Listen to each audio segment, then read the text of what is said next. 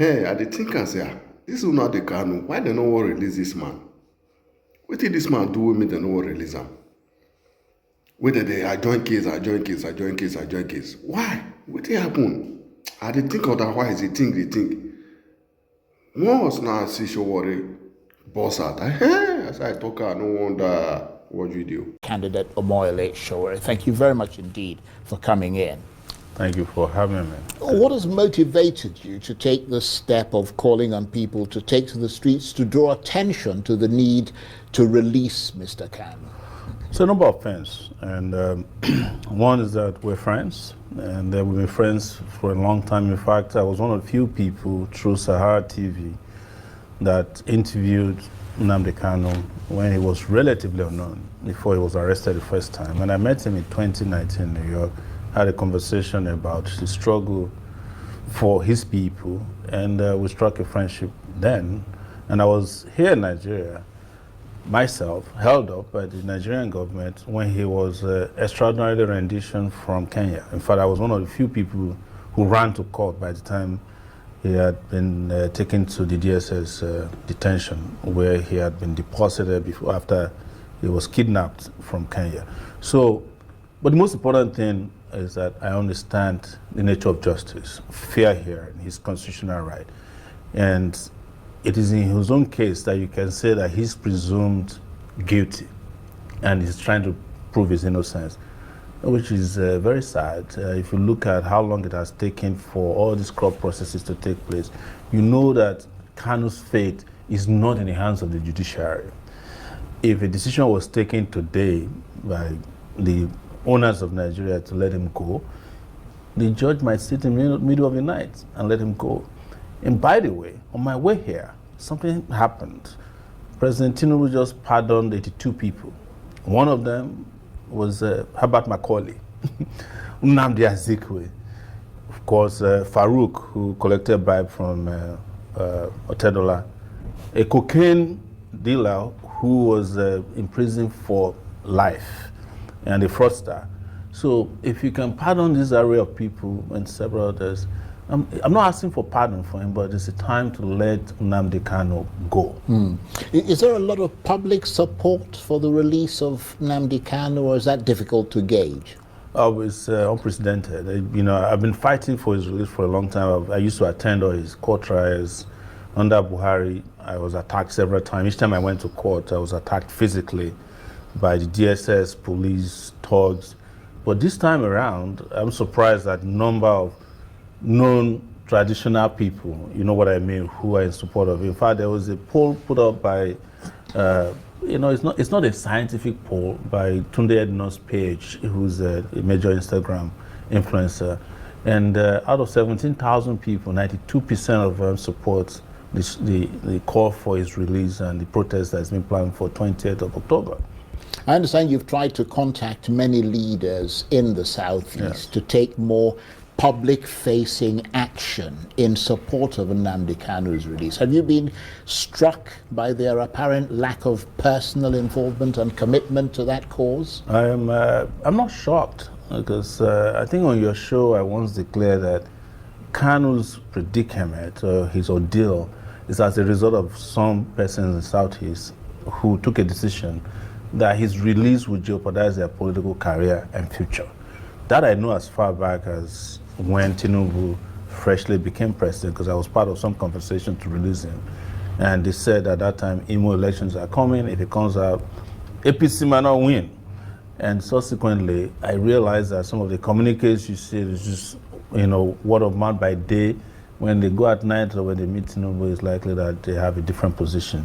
And when I started contacting them in the last 24 hours, I'm shocked. Some of them that I used to be able to reach just switched off their lines.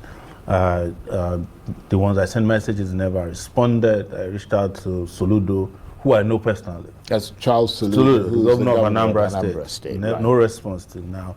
I reached out to Alex Otti. Alex Otti used to be a columnist for Sahara Reporters, so I know him personally.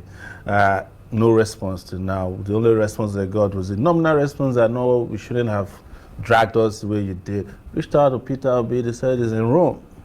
But I sent a message that, you can behave as Romans do too, just be part of this. But some have been encouraging. Senator Abaribe, I reached out to him, he responded, he said, I'm in on this. And I know, in fact, I was sleeping on Abaribe's bed at the DSS in 2019, shortly after he was released, because he was shorty for Nnamdi Kanu. So the rep from his state at the National, the House of Rep also has signed up. A number of persons have signed up, some of them publicly, but there is no unified response from Southeastern political leaders or traditional rulers or even the religious priesthood there, which many had expected would happen. But a lot of young people have signed up to this, and you can see that the Nigerian government is already pushing back because they've seen the response to be unequivocally in support of the release of Nnamdi Kanu at this time. I don't think they were expecting that such a response would be so favorable and swift.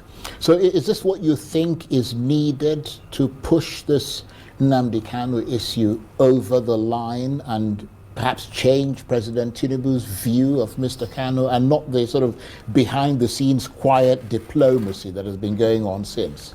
It's obvious that diplomacy cannot work.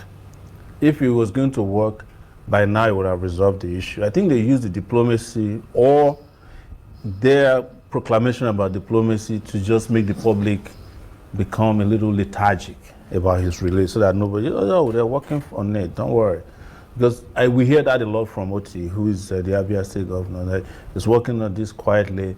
In fact, I was told in court about 2 weeks ago that he will be released on head grounds. They are convinced everybody, only for him to come to court and be kept changing goalposts, as we call it. So I don't think diplomacy has to be a combination of, actions. And one of it, I think, is going to be loud public disapproval of his continued detention, and a protest would work, in my view, in that regard. And that's why I want these people who claim to want him to be released to join the protest.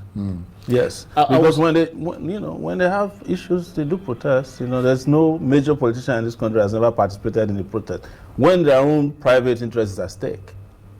I was speaking to a group of Nigerian political campaigners recently, and they seem to think that mobilizing the Nigerian people for any kind of large-scale protest has become a sort of famously impossible thing to achieve. I mean, do you share that view? Well, I don't.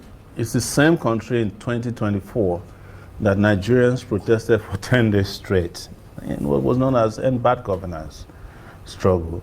Nigerians in 2020 did end SARS. It was a globally acclaimed resistance. Well, to be fair, the end SARS was the last big protest. Yes, but there was still a protest in 2024. It may not have been as big.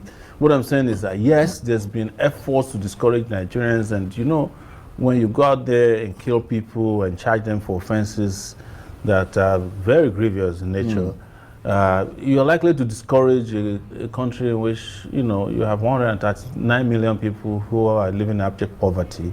They just want to go out there and get whatever they can and survive from day to day, hands to mouth. So, but I don't think that is impossible. What has been impossible is the unity of purpose, because they have figured out how to divide us, along ethnicity. I remember in 2024, when we were planning End Bad Governance protest, we included the release of Nnamdi Kanu in that protest. And the Ohaneze Ndigbo, when I issued a statement that they are not part of the protest. So maybe by now, we would have gotten Nnamdi released. So there's also a lot of tactics used by the Nigerian government to discourage people. And some of it is how they have made it open-ended to kill protesters, implicate them in crimes that are insurmountable. You saw in 2024 how they charge children for treason. It's never happened anywhere in the world before. So, but I think the consciousness around this is great. And I also think that in some ways, Nigerians always love when things are happening in other places. They love the replica of it. You notice that there's been a lot of chatter around Nepal, and Morocco recently. So maybe Sowore just to talk to, pass like that too. People na Ola.